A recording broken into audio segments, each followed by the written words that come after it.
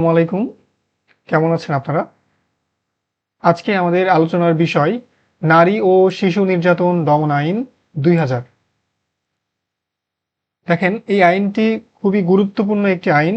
কেন গুরুত্বপূর্ণ বলছি? কারণ এই আইনটি কিন্তু যে বিজিএস পরীক্ষা রয়েছে, বাংলাদেশ জুডিশিয়াল সার্ভিস পরীক্ষা বা জজ নিয়োগ পরীক্ষা, যাই বলি না কেন, ওই পরীক্ষাতে কিন্তু নারী ও শিশু নির্যাতন দমন আইনটি সিলেবাসের অন্তর্ভুক্ত। ঠিক আছে? এবং এই আইনটি শুধু যে আইনের শিক্ষার্থীদের জন্যই গুরুত্বপূর্ণ, বিষয়টা এমন নয়। ঠিক আছে? বাংলাদেশে যত মানুষ আছে, ঠিক আছে, নারী শিশু পুরুষ সবারই এই আইনটা জানা উচিত। ঠিক আছে? কেন জানা উচিত? কারণ এই আইনটা জানার মাধ্যমে একজন নারী এবং শিশু তার যে অধিকার এবং সে তার অধিকার কিভাবে আদায় করতে পারে, এর দণ্ডটা কি, অর্থাৎ সে নারী ও শিশু বিষয়ক বিভিন্ন সমস্যা, অপরাধ এবং দণ্ড সম্পর্কে একটা সম্যক ধারণা নিতে পারবে। সেই জন্য এই আইনটি জানা খুবই গুরুত্বপূর্ণ। নারী ও শিশু নির্যাতন দমন আইন ২০০০, অর্থাৎ এই আইনটি ২০০০ সালে প্রণয়ন করা হয়। এটা হচ্ছে ২০০০ সালের ৮ নম্বর আইন। এই আইনটা পাশ হয় কবে? এক্সাক্ট তারিখ যদি বলা হয় তাহলে ১৪ ফেব্রুয়ারি ২০০০। ঠিক আছে? তাহলে নারী ও শিশু নির্যাতন দমন আইন এটা পাশ হয় কবে? ১৪ ফেব্রুয়ারি ২০০০। নারী ও শিশু নির্যাতনমূলক অপরাধসমূহ কঠোরভাবে দমনের উদ্দেশ্যে প্রয়োজনীয় বিধান প্রণয়নকল্পে প্রণীত আইন। অর্থাৎ এই নারী ও শিশু নির্যাতন দমন আইন এইটা প্রণয়ন করার আগে একসঙ্গে নারী ও শিশুর অপরাধ সংক্রান্ত কোনো আইন কিন্তু ছিল না। হয়তো আইন ছিল, কিভাবে ছিল? বিচ্ছিন্নভাবে ছিল। সেই জন্য এই নারী ও শিশু নির্যাতনমূলক দমন আইন এটাকে একত্রিত করার জন্য, কনসলিডেট করার জন্য ২০০০ সালে এই আইনটা তৈরি করা হয়। যেহেতু নারী ও শিশু নির্যাতনমূলক অপরাধসমূহ কঠোরভাবে দমনের উদ্দেশ্যে প্রয়োজনীয় বিধান করা সমীচীন ও প্রয়োজনীয়, সেই জন্য এই আইনটা তৈরি করা হইল। কথা বুঝতে পারছেন কি বলতেছে? যে নারী ও শিশু নির্যাতনমূলক যে অপরাধগুলো আছে সেগুলো কঠোরভাবে দমনের জন্য এই আইনটা প্রণয়ন করা সমীচীন এবং প্রয়োজনীয়, সেই জন্য এই আইনটা তৈরি করা হয়েছে। এই আইনের এক ধারে বলা হচ্ছে যে এই আইন নারী ও শিশু নির্যাতন দমন আইন ২০০০ নামে অভিহিত হইবে। তাহলে এই আইনটির নাম কি হবে? নারী ও শিশু নির্যাতন দমন আইন ২০০০। ২ নম্বর ধারাতে বিভিন্ন শব্দের সংজ্ঞা এখানে দেওয়া হচ্ছে। দেখেন, বিষয় বা প্রসঙ্গের পরিপন্থী কোনো কিছু না থাকলে এই আইনে এই বিষয়গুলো বোঝাবে। যদি কোনো কিছু বিষয় বা প্রসঙ্গের পরিপন্থী হয়, যদি অন্য কিছু বোঝায়, তাহলে আপনি সেইটা নিতে পারবেন। কিন্তু এইখানে যা আছে আপনাকে সেটাই ব্যবহার করতে হবে, যদি ইনকনসিস্টেন্ট বা পরিপন্থী না হয়। কথাটা একটু ভালোভাবে ক্লিয়ার করি। বলা হচ্ছে যে মনে করেন এইখানে অপরাধ বলতে এই আইনের অধীন শাস্তিযোগ্য কোনো অপরাধকে বোঝানো হচ্ছে, কিন্তু অন্য কোনো আইনে যদি অন্য কিছু বোঝায়, বা যদি মনে হচ্ছে যে এইখানে তো শুধু শাস্তিযোগ্য অপরাধ বলতেছে, এইটা কি হচ্ছে না, এই শব্দের সংজ্ঞার ক্ষেত্রে পরিপূর্ণ হচ্ছে না, তাহলে আপনি অন্য কোনো কিছু যদি অন্য কোথাও থাকে সেটাও আপনি নিতে পারেন। ওকে, তাহলে অপরাধ বলতে কি বোঝানো হচ্ছে? অপরাধ বলতে অপরাধ অর্থ এই আইনের অধীন শাস্তিযোগ্য কোনো অপরাধ। তাহলে অপরাধ কোনটাকে বলবো? অবশ্যই কি হইতে হবে? শাস্তিযোগ্য হতে হবে।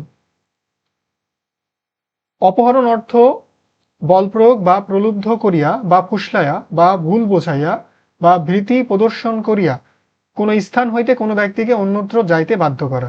তাহলে অপহরণ মানে হচ্ছে কাউকে বল প্রয়োগ করিয়ে বা ভুল বুঝিয়ে যখন আপনি এক জায়গা থেকে অন্য জায়গায় যেতে বাধ্য করবেন, সেটাকে বলা হচ্ছে অপহরণ।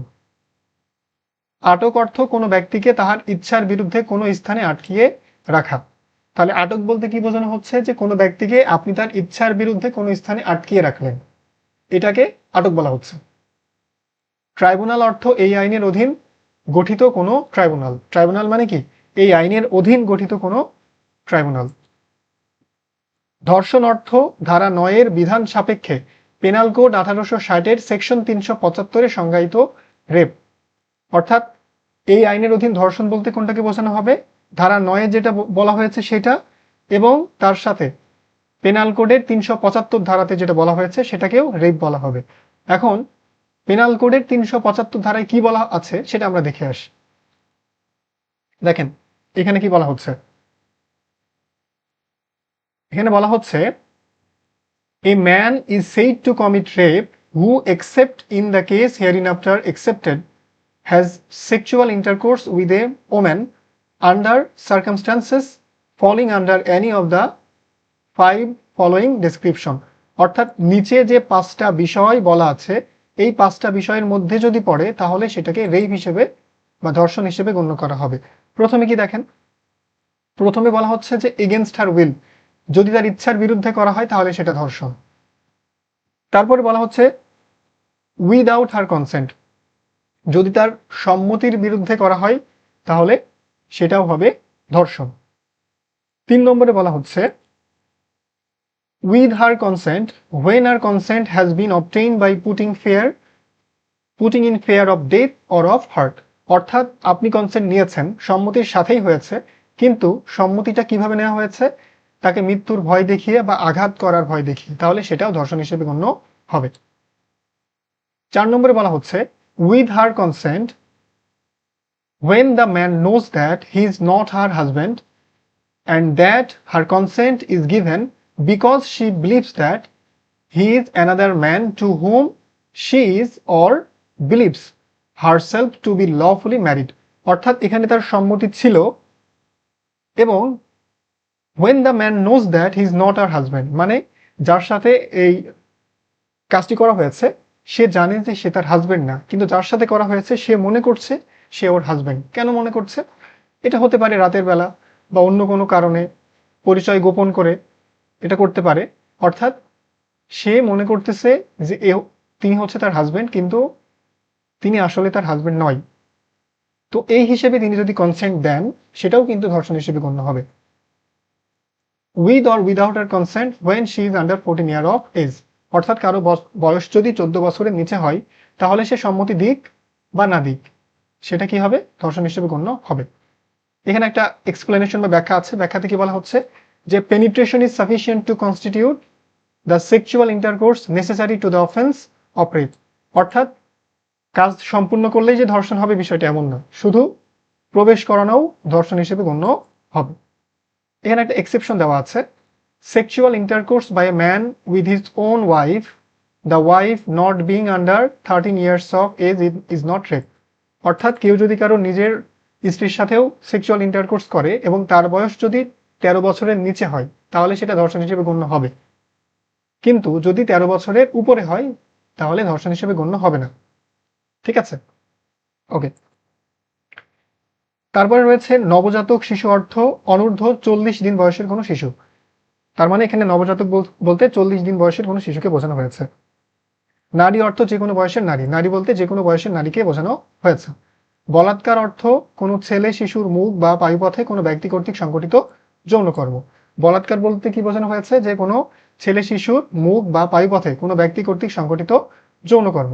এই বলাৎকারও কিন্তু ধর্ষণের অন্তর্ভুক্ত হবে। মারাত্মক জখম অর্থ কি? মারাত্মক জখমের ইংরেজি হচ্ছে গ্রিভিয়াস হার্ট। ঠিক আছে, মারাত্মক জখম অর্থ পেনাল কোড 1860 সেকশন 320 সংজ্ঞায়িত গ্রিভিয়াস হার্ট। এখন এই মারাত্মক জখমের সংখ্যাটা কোথায় দেওয়া আছে? সেকশন 320 পেনাল কোডে। ঠিক আছে, ওকে। আমরা দেখি যে পেনাল কোডের সেকশন 320 গ্রিভিয়াস হার্ট বলতে বা মারাত্মক জখম বলতে কি বোঝানো হয়েছে। The following kinds of hurt only are designated as grievous, অর্থাৎ নিচের যে বিষয়গুলো আছে এগুলোকে গ্রিভিয়াস হার্ট হিসেবে গণ্য করা হচ্ছে। প্রথমে বলা হচ্ছে যে ইম্যাসকুলেশন। ইম্যাসকুলেশন মানে হচ্ছে পুরুষত্বহানি, পুরুষত্বহানিকে গ্রিভিয়াস হার্ট হিসেবে গণ্য করা হচ্ছে। দ্বিতীয়ত permanent privation of the sight of either eye, অর্থাৎ যে কোনো একটা চোখের যদি স্থায়ীভাবে দৃষ্টিশক্তি নষ্ট করে দেওয়া হয় সেটাও হচ্ছে গ্রিভিয়াস হার্ট। 3 নম্বরে বলা হচ্ছে permanent privation of the hearing of either eye, অর্থাৎ যে কোনো একটা কানের শ্রবণ শক্তি যদি নষ্ট করা হয় স্থায়ীভাবে সেটাও গ্রিভিয়াস হার্ট।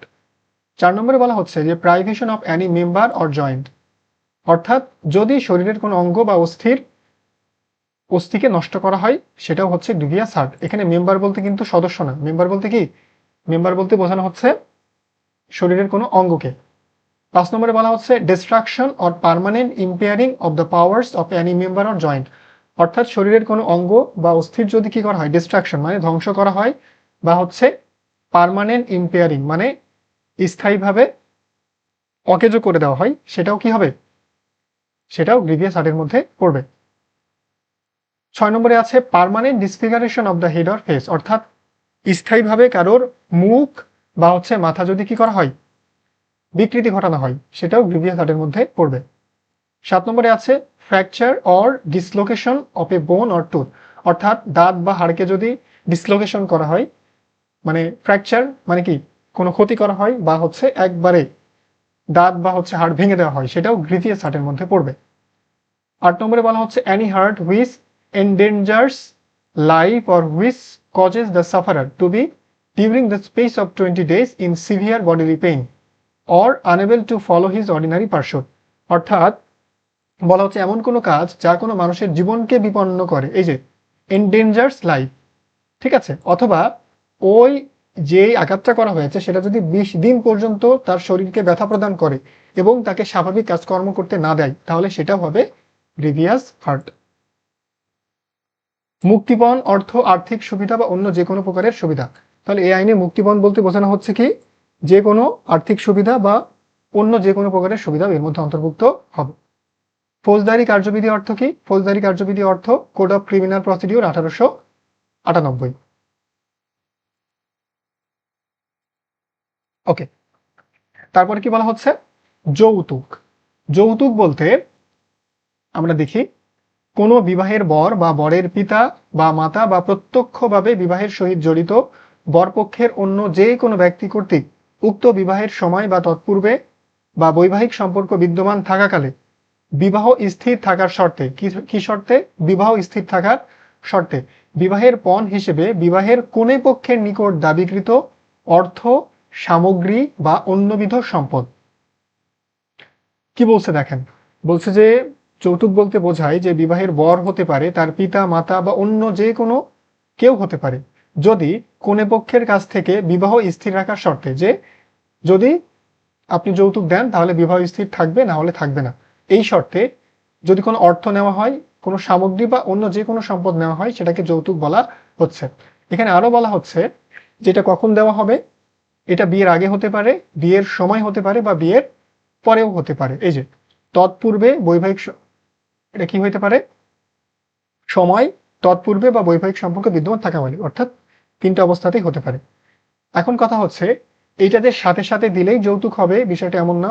যদি বলা হয় যে এটা পরবর্তীতে দেওয়া হবে, যে এই যে পণ হিসেবে প্রদত্ত বা প্রদানের সম্মত অর্থ, এটাও কিন্তু যৌতুক হিসেবে গণ্য হবে। অর্থাৎ সাথে সাথে দিলেই যৌতুক হবে বিষয়টা এমন নয়, যদি পরবর্তীতে দেওয়ার জন্য সম্মত হয়, সেটাও যৌতুক হিসেবে গণ্য হবে। যৌন কর্ম অর্থ কি? যৌন কর্ম অর্থ কোনো ব্যক্তি কর্তৃক যৌন কামনা চরিতার্থ করার উদ্দেশ্যে কোনো নারী বা শিশুর যোনি বা বায়ুপথে পুরুষাঙ্গ, দেহের যে কোনো অংশ বা অন্য যে কোনো বস্তুর প্রবিষ্টকরণ অথবা মুখের অভ্যন্তরে পুরুষাঙ্গ প্রবিষ্টকরণকে বোঝানো হয়েছে। শুধু যে পুরুষাঙ্গ প্রবেশ করালেই হবে বিষয়টা এমন না, দেহের যে কোনো অংশ প্রবেশ করালেও হবে, বা অন্য যে কোনো বস্তু যদি প্রবেশ করায় সেটাও যৌনকর্ম হিসেবে গণ্য হবে। শিশু অর্থ অনধিক 16 বছর বয়সের কোনো ব্যক্তি, শিশু বলতে 16 বছর বয়স পর্যন্ত কোনো ব্যক্তিকে বোঝানো হয়েছে। এই আইনে হাইকোর্ট বিভাগ অর্থ বাংলাদেশ সুপ্রিম কোর্টের হাইকোর্ট বিভাগকে বোঝানো হয়েছে। আজকের ভিডিও এ পর্যন্তই। পরবর্তী ভিডিওর জন্য আমাদের সাথেই থাকুন। ধন্যবাদ। আসসালামু আলাইকুম।